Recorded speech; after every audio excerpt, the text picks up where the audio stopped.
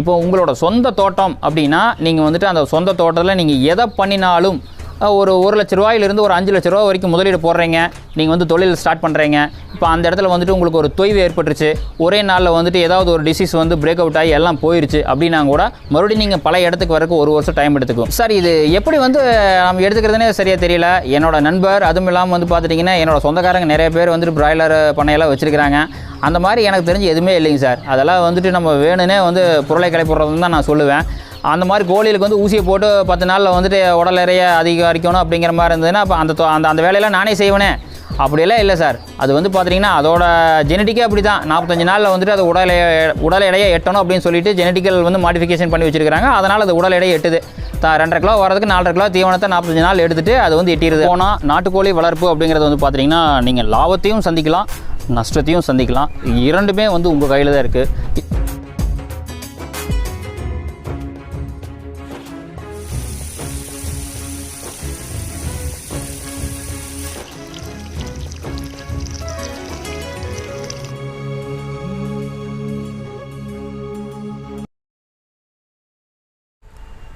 வணக்கம் நண்பர்களே, நீங்களே எப்படி இருக்கீங்க? கடந்த வாரம் வந்துட்டு சக்தி ஆர்கானிக் யூடியூப் சேனல் நண்பரும் நானும் இணைந்து ஒரு வீடியோ பண்ணியிருந்தோம். நாட்டுக்கோழிகளை வந்துட்டு மேய்ச்சல் முறையில் எப்படி இடர்பாடு இல்லாமல் வளர்ப்பது, அதுக்குண்டான கட்டமைப்பெல்லாம் என்ன தேவை அப்படிங்கிறத பற்றி அவர் விரிவாக கேள்வி கேட்டிருந்தார். நானும் எனக்கு தெரிஞ்ச பதில் சொல்லியிருந்தேன். அந்த வீடியோ வந்துட்டு அவருடைய சேனலில் வந்துட்டு நேற்று வந்துட்டு பப்ளிஷ் பண்ணியிருக்காருங்க. நம்ம சேனலுக்காக நான் வந்துட்டு எடிட் பண்ணி இன்றைக்கி பப்ளிஷ் பண்ணுறேன். பாருங்கள், கடைசி வரைக்கும் இந்த வீடியோ தொடர்ந்து பாருங்கள். இந்த வீடியோ பிடிச்சிருந்தால் லைக் பண்ணுங்கள், ஷேர் பண்ணுங்கள், கமெண்ட் பண்ணுங்கள். உங்களுக்கு ரொம்ப பிடிச்சிருந்தால் சப்ஸ்கிரைப் பண்ணுங்கள். வணக்கம், என் பெயர் ரமேஷுங்க. நான் வந்துட்டு திருப்பூர் மாவட்டம் அவினாசியில் இருக்கேன். என்னோடய தோட்டம் வந்து அவினாசியில் இருக்குது. நான் வந்துட்டு 7 வருஷமாக வந்துட்டு நான் நாட்டுக்கோழி பண்ணை வந்து வச்சுருக்கேங்க. நான் இதுக்கு முன்னாடி வந்துட்டு மாட்டு பண்ணை வைத்திருந்தேன். மாட்டு பண்ணைக்கு வந்து பார்த்துட்டிங்கன்னா சரியான வடிக்கு லேபர் கிடைக்கிறதில்ல. அதுவும் இல்லாமல் வந்துட்டு நானே வந்துட்டு இழுத்து போட்டு எல்லா வேலையும் செஞ்சதுனால அதுக்கு முன்னாடி ஒரு 13 வருஷம் மாட்டு பண்ணையை வச்சு என்னால் முடியாதனால நான் அப்படியே டோட்டல் செட்டப்பை நாட்டுக்கோழி பண்ணைக்கு நான் மாற்றிட்டேங்க. நாட்டுக்கோழினா சார் என்னென்ன நாட்டுக்கோழி வச்சுருக்கிறீங்க? எத்தனை நாட்டுக்கோழியை வந்து உங்கள் பண்ணையில் நீங்கள் வளர்த்துட்டுருக்கீங்க? அதை பற்றி சொல்லுங்கள். என்கிட்ட வந்துட்டு நாட்டுக்கோழி அப்படின்னு பார்த்தீங்கன்னா தீபாவளிக்கு முன்னாடி வந்துட்டு நான் என்கிட்ட வந்து மொத்த எண்ணிக்கை வந்துட்டு ஒரு 800 நாட்டுக்கோழிகள் இருந்ததுங்க. தீபாவளிக்கு கறிக்காக நான் வந்துட்டு எல்லாம் சேல்ஸ் பண்ணது போக இப்போ வந்து மொத்த எண்ணிக்கை வந்துட்டு ஒரு 400 நாட்டுக்கோழிகள் இருக்குங்க. அதாவது குஞ்சிலிருந்து பெருசு வரைக்கும், அதாவது பேரண்ட் ஸ்டாக்கோட சேர்த்தியே என்கிட்ட 400 குவான்டிட்டி தான் இருக்குங்க.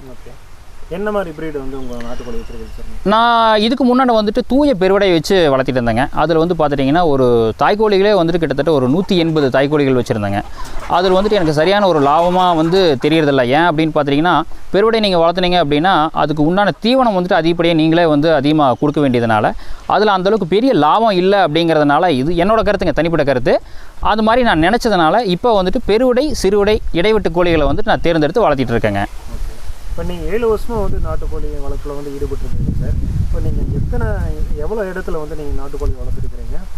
அதனால் வந்து என்ன யூஸ்? இப்போ நீங்கள் அதாவது கொட்டை அமைச்சு வளர்த்துறதுக்கும் நீங்கள் திறந்த வெளியில் வளர்த்துறதுக்கும் என்ன வித்தியாசம்? இப்போது எங்கிட்ட இருக்கிறது வந்து சொந்த நிலம் அப்படின்னு பார்த்துட்டிங்கன்னா எங்கிட்ட வந்துட்டு 3 ஏக்கர் இருக்குங்க. 3 ஏக்கர் வந்து பார்த்துட்டிங்கன்னா பாரம்பரியமாக எங்கள் தாத்தா பாட்டிக்கிட்ட இருந்து எனக்கு வந்திருக்கு.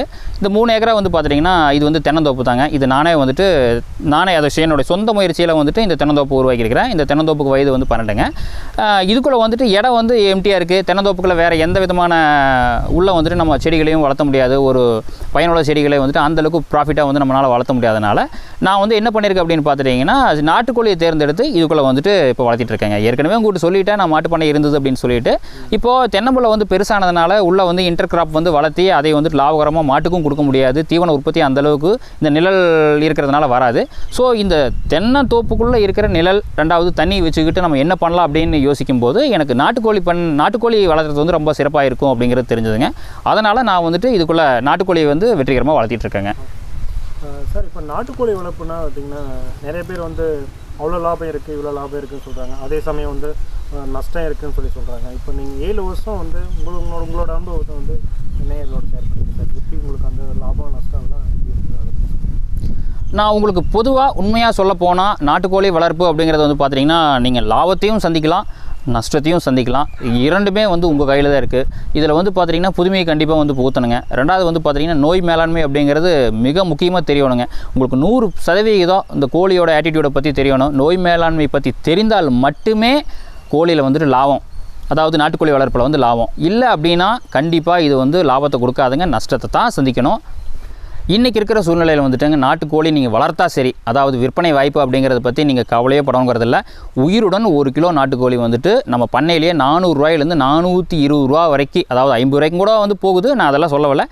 400 ரூபாய்க்கு மேலே சாலிடாக உங்களால் விற்க முடியும். நீங்கள் உற்பத்தி பண்ணால் போதுமானது. ஆனால் அது வந்து நேச்சுரலாக, அதாவது மேய்ச்சல் முறையில் வந்துட்டு தான் நீங்கள் வளர்த்திருக்கணும். அந்த கோழி மட்டும்தான் 400 ரூபாய்க்கு மேலே விற்கிங்க. நீங்கள் வந்துட்டு பண்ணை முறையில் நீங்கள் வளர்த்தி கம்யூனிட்டி தீவனத்தை வாங்கி போட்டு கொட்டி நீங்கள் வந்து ஒரு 3 மாதம் 4 மாதத்தில் வந்துட்டு உடல் எடையை வந்து கூட்டி நீங்கள் விற்கணும் அப்படின்னு நினச்சிங்கன்னா, அது வந்துட்டு வியாபாரிகள் நம்மளோட நுணுக்கமானவங்க. கோழி கையில் பிடிச்சாலே அவங்களுக்கு வந்துட்டு இது கம்யூனிட்டி தீவனத்தை போட்டு வளர்த்துனாங்களா இல்லை மேய்ச்சல் முறையில் விட்டு வளர்த்துனாங்களா அப்படிங்கிறது எல்லாமே அவங்களுக்கு தெரியும். அதனால் அதை மட்டும் நீங்கள் கவனமாக பார்த்துக்குங்க. சார் இப்போ வந்து நீங்கள் இடையில வந்து நஷ்டம் ஆச்சுன்னு சொன்னீங்களா சார், அதை வந்து நீங்கள் எப்படி வந்து சரி பண்ணீங்க, அதை எப்படி ஓவர் கம் பண்ணீங்க, மறுபடியும் லாபம் வர மாதிரி எப்படி பண்ணி வந்து ரன் பண்ணுறீங்க, அதை பற்றி சொல்லுங்கள். சார் வந்துட்டு இப்போது நான் ஏற்கனவே சொல்லியிருந்தேன் பெருவிட வளர்த்திட்டு இருந்தேன் அப்படின்னு சொல்லியிருந்தேன். அது வந்துட்டு ஒரு நல்ல ரேட்டுக்கு வந்துட்டு ஒரு நண்பர் வந்து கேட்டிருந்தாருங்க. அதனால் வந்துட்டு அது டோட்டலாக, அதாவது எங்கிட்ட இருக்கிற மொத்த பெருவிடைகளையும் ஒரே நாளில் வந்துட்டு குஞ்சுகள், ஒரு நாள் குஞ்சுகள் உட்பட சேல்ஸ் பண்ணிட்டேங்க. சேல்ஸ் பண்ணிவிட்டு ஒரு மாதம் வந்துட்டு என்னோடய பண்ணையை வந்துட்டு நான் வந்து அதாவது எம்டியாக போட்டு வச்சுட்டு ஒரு நோய் தொற்று, அதாவது அடுத்த பேட்ச் இறக்கும்போது ஒரு நோய் தொற்று ஏற்படாமல் இருக்கணும் அப்படிங்கிறதுக்கு வேண்டி 1 மாதம் எம்டியாக போட்டு வச்சு மருந்தெல்லாம் அடித்து ரெடி பண்ணிட்டு நான் என்ன பண்ணேன் அப்படின்னு பார்த்துட்டிங்கன்னா, இந்த இடைவெட்டு கோழிகள் அப்படிங்கிறதுனால நான் வந்து ஒரு முதலே தீர்மானித்து வச்சுருந்தேங்க. அதாவது பெருவடையும் இல்லாமல் சிறுவடையும் இல்லாமல் ஒரு இடைவெட்டு கோழிகளை வந்து தேர்ந்தெடுத்து நம்ம வந்து வளர்க்கலாம் அப்படின்னு சொல்லிட்டு ஒரு முயற்சி எடுத்தேங்க. அந்த முயற்சியின் காரணமாக வந்துட்டுங்க திருநெல்வேலியிலேருந்து கிட்டத்தட்ட வந்து பார்த்துட்டிங்கன்னா ஒரு 1.25 லட்சம் ரூபாய்க்கு வந்துட்டு நான் வந்து கோழிகள் வாங்கிட்டு வந்திருந்தேங்க. அதாவது 3 விதமாக வாங்கிட்டு வந்திருந்தேன். ஒரு சேவல்கள் வந்து ஒரு 200, அதுக்கப்புறம் வந்து பார்த்துட்டிங்கன்னா அதாவது வந்த உடனே ஒரு 3 மாதம் வளர்த்து நம்ம சேல்ஸ் பண்ணிடலாம் அப்படிங்கிற ஒரு கான்செப்ட்டில் அதை எடுத்துகிட்டு வந்திருந்தேன். 2வது வந்து பார்த்திங்கன்னா ஒரு 400 குஞ்சுகள், அதாவது 2 மாத குஞ்சுகள் வந்து ஒரு 200, 3 மாத பெட்டை குஞ்சுகள் தனியாக எடுத்துகிட்டு வந்திருந்தேங்க. இப்போ அதில் வந்து பார்த்துட்டிங்கன்னா அந்த ஏரியா செட் ஆகாமல் அவங்க வந்து முழுவதும் கம்பெனி தீவனத்தை போட்டு வளர்த்திட்டாங்க. நம்மளுக்கு அது சரியாக தெரியாதனால நான் என்ன நினச்சிட்டேன் அப்படின்னு பார்த்துட்டிங்கன்னா, இங்கே கொண்டு வந்து அது மேய்ச்சல் முறையில் வந்து வளர்த்தலாம் அப்படிங்கிற ஒரு கான்செப்டில் நான் எடுத்துகிட்டு வந்து எனக்கு இடம் செட் ஆகலைங்க. 2வது வந்து பார்த்துட்டிங்கன்னா அதோட உணவு பழக்கங்களுக்கு வந்துட்டு இங்கே ஈடு கொடுக்க முடியாதனால அதில் வந்து கிட்டத்தட்ட வந்துட்டு ஒரு 400 கோழிகளுக்கு மேலே வந்து ஒரு மாதம் 1.5 மாதம் டியூரேஷனுக்குள்ளே வந்துட்டு இறந்து போச்சுங்க. அதில் வந்துட்டு எனக்கு ஒரு பெருத்தாடி. இப்போ அதில் மிச்சம் மீதி இருந்ததை அப்படியே வந்து தேக்கி எடுத்து வச்சு தாய் கோழிகளை ஒரு 50 கோழிகளை கஷ்டப்பட்டு அதை பிடிச்சி வச்சு அதில் வந்துட்டு இப்போ வந்து குஞ்சு இறக்கிட்டு இருக்காங்க. இப்போ வந்து பார்த்துட்டிங்கன்னா நீங்கள் இப்போ பார்த்துருக்கிறதெல்லாம் வந்து அதோட 2ஆம் தலைமுறையில் இருக்கிற குஞ்சுகள் தான் நீங்கள் பார்த்துருக்கிறீங்க. இந்த குஞ்சுகள் எண்ணிக்கை வந்து இப்போ வந்து எங்கிட்ட குஞ்சுகள் மட்டும் ஒரு 300 குஞ்சுகள் இருக்குங்க. அதுபோக வந்துட்டு ஒரு இன்குபேட்டரில் வந்துட்டு ஒரு 300 முட்டைகள் வந்துட்டு இப்போ அடுத்தது இன்குபேஷன் பீரியடில் இருக்குது. இப்போ வந்துட்டு அடுத்தபடியாக வந்துட்டு நான் இன்னையிலேருந்து ஸ்டார்ட் பண்ணால் கூட எனக்கு கிட்டத்தட்ட ஒரு 5 மாதத்தில் வந்துட்டு நான் என்னோடய இலக்கை வந்துட்டு ஒன்று அடுத்த 5 மாதத்தில் வந்து நான் எட்டிடுவேங்க. சார் இப்போ நீங்கள் ஆரம்பத்தில் வந்து எப்படி நீங்கள் கோழி பண்ணை தொடங்குனீங்க, அதாவது அடை வைக்கிறதா இருந்தால் சரி, அந்த குஞ்சு பொரிக்கிறதா இருந்தால் சரி, அது வளர்க்குறது கொட்டைகை இதெல்லாம் வந்து எப்படி ஆரம்பத்தில் பண்ணீங்க, இப்போ எப்படி பண்ணீங்க, அதாவது எந்த அளவுக்கு இம்ப்ரூவ்மெண்ட் ஆகிருக்கு, அதை பற்றி சொல்லுங்கள். அதாவது இந்த கேள்வி அப்படின்னு பார்த்துட்டிங்கன்னா ஒவ்வொரு விவசாயிகளோட அடிப்படையான கேள்வி தாங்க. எல்லோரும் வந்து நீங்கள் எப்படி ஆரம்பிச்சிங்க அப்படின்னு கேட்டால் எல்லாருமே சொல்லுவாங்க, நான் எடுத்தோன்னே 500 கோழி வாங்கி வளர்த்தலை அப்படிங்கிற மாதிரி தான் எல்லாம் சொல்லுவாங்க. எல்லாமே வந்து தாத்தா பாட்டி கண்டிப்பாக இழுப்பாங்க. தாத்தா வந்து 4 கோழி வளர்த்திட்டு இருந்தார், அப்பா 40 கோழி வளர்த்தினாரு, நான் 400 கோழி வளர்த்துறேன் அப்படிங்கிற மாதிரி தான் சொல்லுவாங்க. நானும் அதை தான் சொல்ல போகிறேன். வீட்டில் வந்து பார்த்துட்டிங்கன்னா ஒரு தோட்டம் அப்படின்னாவே ஒரு 10 கோழி கிடக்கும். அப்புறம் வந்து பார்த்துட்டிங்கன்னா கரெக்டாக நான் வந்து இந்த தொழிலுக்கு என்டர் ஆகும்போது வந்து பார்த்திங்கன்னா இந்த வாட்ஸ்அப் குரூப்பு, ஃபேஸ்புக்கு இதெல்லாம் வந்து ரொம்ப பிக்கப் போயிட்டுருக்குதுங்க. ஆல்ரெடி இப்பவும் போயிட்டுருக்குது. நம்மளுக்கு எந்த விதமான தகவல் வேணாலும் நம்ம வந்து யூடியூப்போ, ஃபேஸ்புக்கோ, வாட்ஸ்அப்போ தட்டி தான் நம்ம தெரிஞ்சுக்கிறோம். இப்போ அதுவும் வந்து ஒரு காரணத்தினால நான் வந்து அதில் ஈர்க்கப்பட்டு உள்ளிழுக்கப்பட்டு இப்போ வந்துட்டு நான் இந்த நிலமையில் இருக்கேங்க. இப்போ வந்து இந்த ஷெட்டெல்லாம் போட்டது வந்து பார்த்திங்கன்னா இது வந்து புதுசாக நான் போடலைங்க. ஏற்கனவே நான் மாட்டு பண்ணை வச்சுருந்தது நான் சொல்லியிருக்கேன். அந்த ஷெட்டுகளெல்லாம் பிரித்து இதை வந்துட்டு கோழி பண்ணையாக வந்து நான் கன்வெர்ட் பண்ணி வச்சுருக்கேங்க. இப்போ நீங்கள் ஷெட்டுன்னு சொல்கிறதுனால ஞாபகம் வருது சார். இப்போ ஷெட்டுக்கு வந்து நம்ம எந்த அளவுக்கு செலவு பண்ணணும், இப்போ வந்து கோழி பண்ணை ஆரம்பிக்கிறோம் இல்லை ரன் பண்ணிட்டு இருக்கிறோம்னு வச்சுக்கோங்க. இப்போ நம்ம வந்து கோழிக்கு வளர்க்குறது அந்த எண்ணிக்கையை மட்டும் நம்ம அதிகப்படுத்துறதுக்கு நம்ம அதாவது முக்கியத்துவம் தரணும், இல்லை வந்து ஷெட்டுக்கு தான் முக்கியத்துவம் தரணும், அதை பற்றி சொல்லுங்கள். இந்த கேள்வி வந்துட்டு ஒரு யூனிக்கான கேள்விங்க. இதுக்கு வந்துட்டு ஒரே வரியில் வந்துட்டு நம்ம பதில் அளிக்கவே முடியாது. இப்போ உங்களோட சொந்த தோட்டம் அப்படின்னா நீங்கள் வந்துட்டு அந்த சொந்த தோட்டத்தில் நீங்கள் எதை பண்ணினாலும் ஒரு 1 லட்ச ரூபாயிலிருந்து ஒரு 5 லட்ச ரூபா வரைக்கும் முதலீடு போடுறீங்க. நீங்கள் வந்து தொழில் ஸ்டார்ட் பண்ணுறீங்க. இப்போ அந்த இடத்துல வந்துட்டு உங்களுக்கு ஒரு தொய்வு ஏற்பட்டுருச்சு, ஒரே நாளில் வந்துட்டு ஏதாவது ஒரு டிசீஸ் வந்து பிரேக் அவுட் ஆகி எல்லாம் போயிடுச்சு அப்படின்னா கூட மறுபடியும் நீங்கள் பழைய இடத்துக்கு வரக்கு 1 வருஷம் டைம் எடுத்துக்கும். அது வரைக்கும் உங்களுக்கு நீங்கள் போட்டு வச்ச இன்வெஸ்ட்மெண்ட் உங்களுக்கு தான். இதே வந்து நீங்கள் ஒரு லீஸுக்கு பிடிச்சி பண்ணியிருந்தீங்க அப்படின்னா கண்டிப்பாக வந்துட்டு ஒரு வருஷம் நீங்கள் வந்துட்டு அவங்களுக்கு வந்து ஃப்ரீயாக கொடுக்கணும். உங்களுக்கு என்ன மாறலாம், என்னடா இவ்வளோ பண்ணி இந்த மாதிரி ஆகிப்போச்சு, அதனால் மறுபடியும் இந்த தொழில் நம்மளுக்கு செட் ஆகலை போல இருக்குது அப்படின்னு சொல்லிட்டு நீங்கள் வெளியே போனீங்க அப்படின்னா நீங்கள் செலவு பண்ண காசு போயிடும். உங்கள் சொந்த தோட்டமாக இருந்து நீங்கள் எவ்வளோ வேணால் செலவு பண்ணலாம். ரெண்டாவது வந்து பார்த்தீங்கன்னா நாட்டுக்கோழி பண்ணைக்கு வந்து செட்டு தேவையில்லை, மரத்தில் அடைஞ்சிக்கோ அப்படிங்கிற மாதிரி சொல்லுவாங்க. ரெண்டாவது வந்து பார்த்தீங்கன்னா எனக்கு சுற்றி வர பென்சிங் இல்லை, அது பாட்டு தெரிஞ்சிருக்குது அப்படின்லாம் சொல்லுவாங்க. அப்படிங்கிறதெல்லாம் வந்துட்டு கண்டிப்பாக நம்ம அதை ஏற்றுக்கவே முடியாதுங்க. என்னால் ஏற்றுக்க முடியாது. ஏன்னா நான் இருக்கிற சூழ்நிலை அந்த மாதிரி. இப்போது என்னோடய தோட்டம் அமைஞ்சிருக்கிற இடத்துல வந்து பார்த்துட்டிங்கன்னா நிறையா வந்துட்டு ஓரளவுக்கு வந்துட்டு இப்போ ஏரியா டெவலப் ஆயிடுச்சுங்க. திருநாய்கள் வந்து கிட்டத்தட்ட ஒரு மினிமம் சொல்ல போனால் கூட ஒரு 50 திருநாய்கள் வந்து இருக்குது. இந்த 50 திருநாய்கள் வந்து என்ன பண்ணும் அப்படின்னு பார்த்தீங்கன்னா சம்மர் சீசனில் வந்துட்டு என்னோட தென்னந்தோப்புக்கு நல்லா வந்து தண்ணி பாய்ச்சி வச்சுருப்பாங்க. என்னோடய கோழிகள் அதாவது மேய்ச்சல் இடத்துல வந்து மேய்வதற்கு இந்த நாய்கள் என்ன பண்ணும் அப்படின்னு பார்த்தீங்கன்னா வெய்ய நேரத்துக்கு அத்தனையுமே வந்து படையெடுத்து வந்து என்னோட தென்னந்தோப்பு தான் வந்துட்டு தென்னம்பழ கோழியில் தான் வந்து படுத்திருக்கும். இப்போ அந்த இடத்துல வந்துட்டு கோழிகள் மேய போகும்போது இந்த நாய்கள் வந்து என்னோடய கோழியை வந்து பிடிச்சிட்டு போயிருங்க. இப்போ இப்படி இருக்கிற சூழ்நிலையில் நான் ஒரு மீன் வலையை மட்டும் கட்டி என்னால் வந்துட்டு என்னோடய கோழியை வந்து செக்யூர் பண்ண முடியாது. நான் அதனால் என்ன பண்ணியிருக்கேன் அப்படின்னு பார்த்தீங்கன்னா என்னோட 3 ஏக்கராவுக்கு வந்துட்டு டைமண்ட் செயின் லிங்க் போட்டிருக்கேங்க. ஒரு அடி டைமண்ட் செயின் லிங்க் நீங்கள் போடணும் அப்படின்னா 175 ரூபா வருங்க. நீங்கள் கணக்கு போட்டுக்கங்க 3 ஏக்கராக்கு எவ்வளோ வரணும். இதெல்லாம் வந்து கட்டாயமாக கண்டிப்பாக செய்ய வேண்டிய செலவுங்க. இதெல்லாம் செஞ்சு தான் ஆகணுங்க. சார் இப்போ உங்கள் கோழி பண்ணையில் வந்து பராமரிப்புகள் எப்படி பண்ணுறீங்க கோழிகளுக்கு?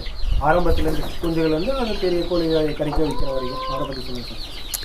இப்போது நாட்டுக்கோழி பண்ணை அப்படின்னு பார்த்துட்டிங்கன்னா நோய் பாதுகாப்பு அப்படிங்கிறதா வந்து ஒரு மிக முக்கியமான விஷயங்க. எல்லாருமே சொல்லுவாங்க நாட்டுக்கோழிகளுக்கு வந்துட்டு எந்த விதமான வியாதி வராது அப்படின்னு சொல்லுவாங்க. அதெல்லாம் அப்படியெல்லாம் கிடையாதுங்க. நாட்டுக்கோழிகளுக்கு கிட்டத்தட்ட 100 வகையான வியாதி இருக்குதுங்க. இந்தியாவில் மட்டுமே வந்துட்டு ஒரு கொள்ளை நோய் அப்படின்னு பார்த்துட்டிங்கன்னா கிட்டத்தட்ட ஒரு 12 வகையான நோய் இருக்குதுங்க. அதில் வந்து ரொம்ப அதிகமாக வர்றது அப்படின்னு பார்த்துட்டிங்கன்னா வெள்ளைக்கழிச்சலே வந்துட்டு உட்பிரிவுகள் ஒரு 3 இருக்குங்க. இந்த வெலோஜெனிக்கு, மெசோஜெனிக்கு, லென்டோஜெனிக் அப்படின்னு சொல்லுங்கள். அதுலேயே வந்து 3 வகையான உட்பிரிவுகள், அதாவது டைரியா போகிறது. ரெண்டாவது வந்து பார்த்துட்டிங்கன்னா உங்களுக்கு த்ரோட்டில் வந்துட்டு மூச்சு அடிச்சு இறந்து போகிறது. மூணாவது வந்து பார்த்துட்டிங்கன்னா நெர்வஸ் கம்ப்ளாகி தலை சுதிக்கிறது, தலையை கீழே தொங்க போட்டுக்கிறது, இந்த மாதிரி பிரச்சனையெல்லாம் இருக்குங்க. அதுபோக அம்மை நோய் வந்து கண்டிப்பாக வந்துங்க. பெரிய கோழிகளை தாக்காது, பெரிய கோழிகளை தாக்கும், லைட்டாக புண்ணு எல்லாம் வரும், இருந்தாலும் வந்து உயிர் சேதம் ஆகாதுங்க. ஆனால் குஞ்சு கோழிகளுக்கு வர இந்த சைஸ் இருக்கிற குஞ்சு கோழிகளுக்கெல்லாம் அம்மை வந்துச்சு அப்படின்னா அம்மையினால் சாகாட்டியும், அதாவது கோழி குஞ்சு வந்து அம்மையினால் சாகாட்டியும் தீவனம் எடுக்காமல் செத்து போயிருங்க. இந்த மூஞ்சியெல்லாம் வந்து பார்த்துட்டிங்கன்னா கொப்பளங்கள் வந்து அதுலேருந்து சீலோடையிற மாதிரிலாம் வந்து தீன் எடுக்காமல் குருவி உட்காந்து இறந்து போயிடும். இதுக்கெல்லாம் வந்து கண்டிப்பாக வேக்சின் போட்டுக்கணுங்க. நான்லாம் வந்து வேக்சின் போட்டு தான் வளர்த்திட்டு இருக்கேன். நோய் அப்படிங்கிறது வந்து பார்த்துட்டிங்கன்னா உங்களுக்கு நான் இந்த 7 வருஷத்தில் நான் என்னோடய சொந்த படிப்பினை வந்துட்டு உங்களுக்கு தெளிவாக சொல்கிறேங்க.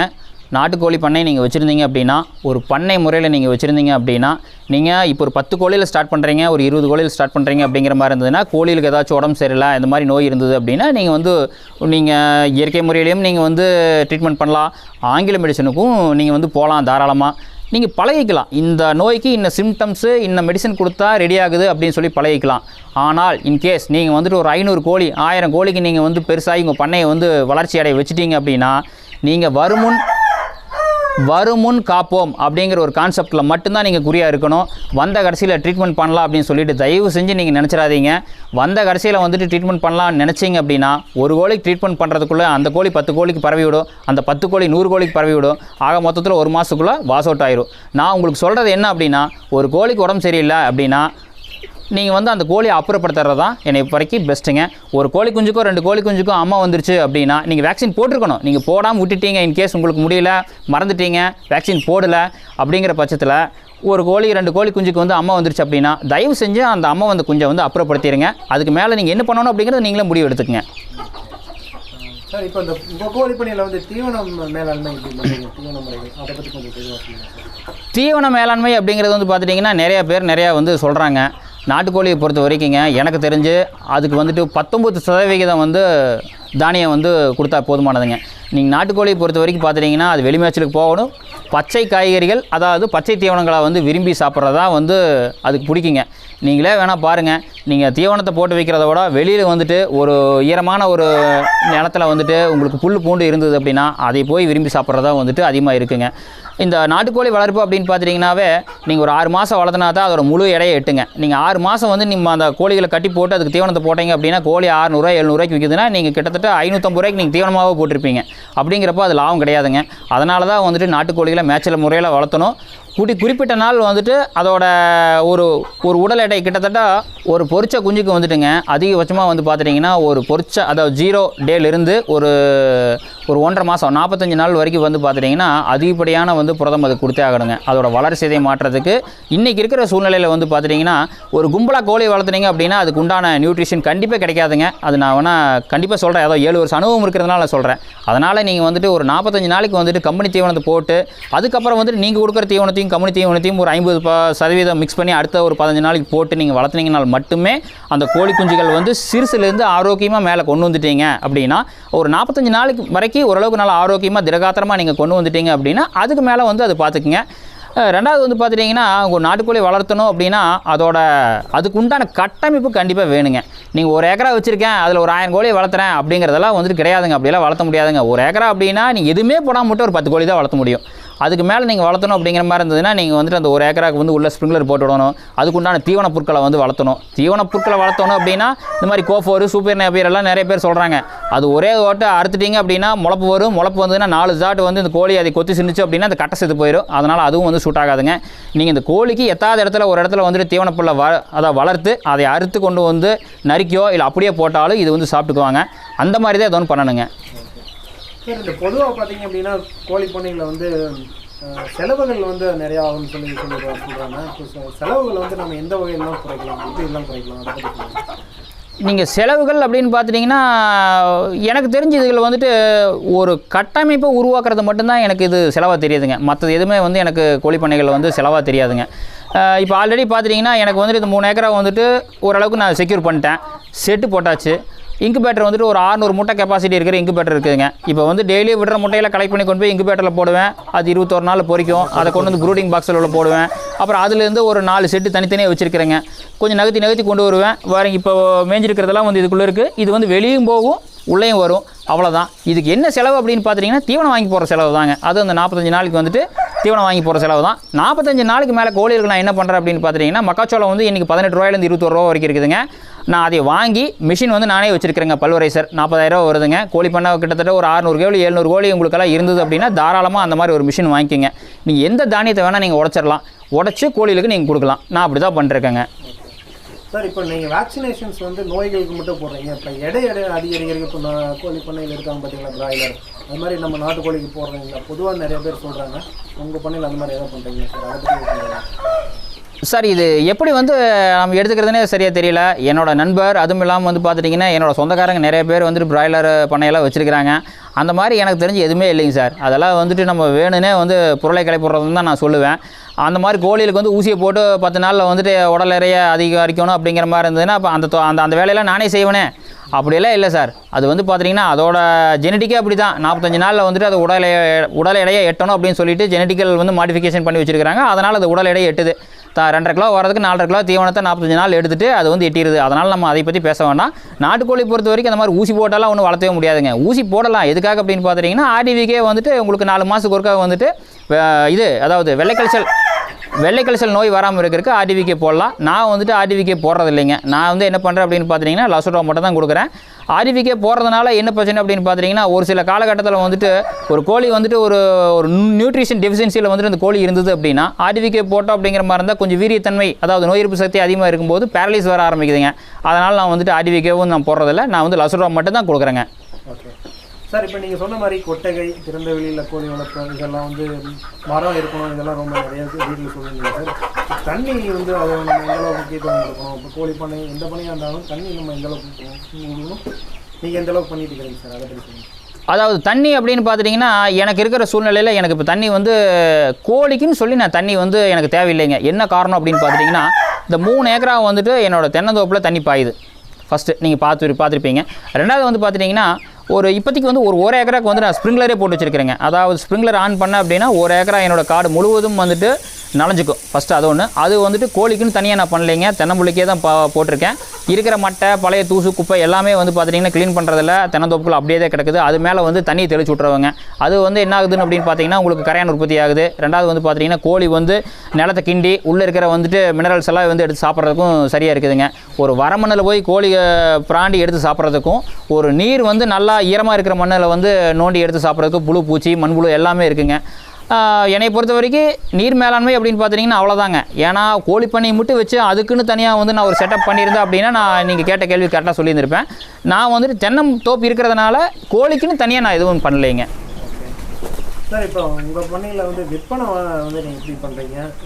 இப்போ நீங்கள் எவ்வளோ மாதத்தில் வந்து நீங்கள் கோழிகளை வந்து விற்பனைக்காக கொண்டு போகிறீங்க, அதை பற்றி சொல்லுங்கள். சார் இப்போ வந்து பார்த்தீங்கன்னா ஏற்கனவே நான் பண்ணிட்டு இருந்தது சொல்கிறேன். இப்போ வந்து எங்கிட்ட இல்லை. ஏன்னா இப்போ தான் வந்து நான் அண்டர் டெவலப்பில் இருக்குது நம்மளோட பண்ணை. முதல்ல எப்படி பண்ணுவேன் அப்படின்னு பார்த்துட்டிங்கன்னா, பெருவிட கோழி வளர்த்திட்டு இருக்கும்போது சேவல் வந்துட்டு கட்டுக்கு நம்மகிட்ட வாங்கிக்குவாங்க. அதாவது நான் சொல்கிறது வந்து கிட்டத்தட்ட ஒரு வருஷத்துக்கு ஒரு வருஷம் 1.5 வருஷத்துக்கு முன்னாடி நான் சொல்கிறேன். ஒரு சேவல் வந்து 1500 ரூபாயிலேருந்து 2000 ரூபா வரைக்கும் போகுங்க. அது சண்டை பொறுத்து. அது சாப்டர் வேண்டாம், அது வந்து எல்லாத்தினாலையும் செய்ய முடியாது, அதனால் அது விட்டுருவோம்.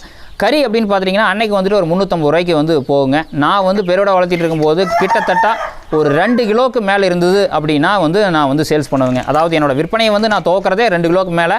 ஒரு சேவல் கையில் பிடிச்சி கொடுத்தேன் அப்படின்னா ஒரு 700 ரூபாயாவது குறைஞ்சபட்சம் வரணுங்க. அப்படிங்கிற இதில் தான் பண்ணிகிட்டு இருந்தேன். ஆனால் இந்த கோழிகள் வந்துட்டு அந்தளவுக்கு உடல் எடை வராதுங்க. எண்ணிக்கையில் வந்துட்டு அதிகமாக டெவலப் ஆகிக்கும், ஆனால் உடல் எடையில் அந்தளவுக்கு வராது. இது வந்து பார்த்திங்கன்னா சேவல் ஒரு 2 கிலோ வர்றதே வந்து பெரிய ஒரு அதிசயம். பொட்டைக்கோழிகள் வந்துட்டு 1.25 கிலோ வர்றதே ஓரளவுக்கு நல்ல விஷயம் தான். ஆனால் இருந்தாலும் பெருவடையோட இது வந்து சிறுவடை வந்து ஓரளவுக்கு நல்ல டேஸ்ட் அப்படிங்கிறது எல்லாத்துக்குமே தெரியும். ஸோ அந்த அடிப்படையில் பண்ணிகிட்டு இருக்கேங்க. கஸ்டமர் வந்துட்டு பெருவடை தான் வேணும் அப்படின்னு சொல்லி கேட்குறத விட சிறுவடை வேணும் அப்படின்னு கேட்டு அவங்களுக்கு பிடிக்கலைன்னா கூட எனக்கு கவலை இல்லைங்க. நான் வந்துட்டு இந்த தாபாலில் இருக்கும் பாருங்கள், இந்த ரோட்டில் வந்துட்டு பைபாஸ் ரோட்லலாம் தாபாலில் வச்சுருக்காங்க பாருங்கள், அவங்க வந்து வாங்கிக்கிறாங்க. ஹோட்டல்காரங்க வந்து வாங்கிக்கிறாங்க. ரெண்டாவது வந்துட்டு கறி வியாபாரிகள் வந்து வாங்கிக்கிறாங்க. இப்போ ஒரு கிலோ வந்து நீங்கள் எவ்வளோ விற்கிறீங்க சார்? உங்களுக்கு எந்த அளவுக்கு இதில் லாபம் இருக்குது? நான் ஒரு கோழி சார் இது வந்து லாபம் அப்படிங்கிறதுல வந்துட்டு அந்த வார்த்தையவே வந்து நம்ம இதுக்குள்ளே கொண்டு வரக்கூடாது அப்படின்னு நான் நினைக்கிறேன் சார். நீங்கள் வளர்க்குறீங்க, வளர்த்தீங்க, அதாவது ஒரு முட்டையிலேருந்து ஒரு குஞ்சு வந்து உங்கள் இடத்துல உற்பத்தி ஆகுது அப்படின்னா அது ஒரு 2 கிலோ எட்டுச்சு அப்படின்னா அது உங்களுக்கு லாபம் தான். நான் அவ்வளோதான் அதில் சொல்ல முடியும். உற்பத்தி எந்த அளவுக்கு பண்ணுறோமோ அந்த அளவுக்கு வந்து லாபம். நான் வந்துட்டு குறிப்பிட்ட ஒரு மாதத்தில் வந்துட்டு எனக்கு இந்த லாபம் வருது அப்படின்னு சொல்கிறதே ஒரு தவறான விஷயங்க. ஒரு வெய்ய காலத்துலலாம் பார்த்தீங்கன்னா முட்டைகள் விடுவது கொஞ்சம் கம்மியாக இருக்கும், அதே மாதிரி பொறிப்பு திறனும் கொஞ்சம் கம்மியாக இருக்கும். அப்படிங்கிறப்போ வந்துட்டு அதை வந்து நம்ம கணக்கே எடுக்க முடியாது. நம்ம ஓவராலாக பார்த்தோம் அப்படின்னா ஒரு வருஷத்துக்கு வந்துட்டு எத்தனை குஞ்சுகள் பொறிச்சிருக்கு, அதில் எத்தனை கோழிகளாக அதை உற்பத்தி பண்ணியிருக்கிறோம், எத்தனை வந்து வெளியே போயிருக்குது அப்படிங்கிறத வச்சு தான் நம்ம சொல்லணுங்க. சார் உங்கள் பண்ணையில் வந்து எதிர்கால திட்டம் என்ன சார்? சார் என்னோடய பண்ணையில் எதிர்கால திட்டம் அப்படிங்கிறது வந்து பார்த்திங்கன்னா, இந்த இடவெட்டு கோழிகள் வந்துட்டு முட்டை திறனும் வந்து கொஞ்சம் அதிகங்க. அதாவது முட்டைகள் வந்து ஓரளவுக்கு நல்லாவே வைக்கிங்க. ரெண்டாவது வந்து குஞ்சு உரிப்பு திறனும் வந்துட்டு 90% வந்து, அதாவது இன்குபேட்டர் நல்லா இருக்கணும். கோழிகளுக்கு தகுந்த மாதிரி நீங்கள் சேவல், அதாவது ஒரு 10 கோழிக்கு வந்துட்டு ஒரு சேவல், ஒரு 15 கோழிக்கு ஒரு சேவல், அந்த மாதிரி இருந்தாலே இதுக்கெல்லாம் போதுமானதுங்க. அந்த மாதிரி இருக்கும்போது வந்து பார்த்திங்கன்னா முட்டை பொறிப்பு திறனும் அதிகமாக இருக்குங்க. அப்படி இருக்கும்போது என்னோடய எதிர்கால திட்டம் அப்படின்னு பார்த்திங்கன்னா குறைஞ்சது ஒரு 300 தாய்க்கோழிகள் வந்துட்டு உற்பத்தி பண்ணி, அதாவது தாய்க்கோழிகளே 300 உற்பத்தி பண்ணி முட்டைகளும் வந்துட்டு நான் வந்து வெளியில் வந்து நாட்டுக்கோழி முட்டை, அதாவது ஒரிஜினலாக, அதாவது இந்த கடக்கநாத்து முட்டை கைரளி முட்டை இல்லாமல் நம்ம பெருவிட சிறுவிட கலப்பு முட்டைகளை வந்து விற்பனை செய்யணும் அப்படின்னு சொல்லி எனக்கு ஒரு ஐடியா இருக்குங்க. அது மட்டும் இல்லாமல் இந்த கோழி குஞ்சுகளை வந்துட்டு எங்கள் ஏரியாக்குள்ளே வந்து கிட்டத்தட்ட 1 டே சிக் வந்து ஒரு 65 ரூபாயிலேருந்து 70 ரூபா இந்த ரேஞ்சுக்குள்ளே வந்துட்டு சேல்ஸ் பண்ணணும் அப்படின்னு சொல்லிட்டு ஒரு திட்டம் வச்சுருக்கேங்க. இந்த ரேட்டு வந்து கூட குறையா அப்படிங்கிறது எனக்கு சரியாக தெரியல. நம்ம அந்த சூழ்நிலைக்கு தகுந்த மாதிரி நம்ம வந்து ஏற்றம் இறக்கு பண்ணி நம்ம சேல்ஸ் பண்ணலான்ட்டு இருக்கேங்க. ஓகே சார், நாட்டுக்கோழி வளர்ப்பு முறைகள் வந்து ரொம்ப தெளிவாக டீட்டெயிலாக சொல்லியிருந்தீங்க சார். ரொம்ப நன்றி சார். ரொம்ப நன்றிங்க.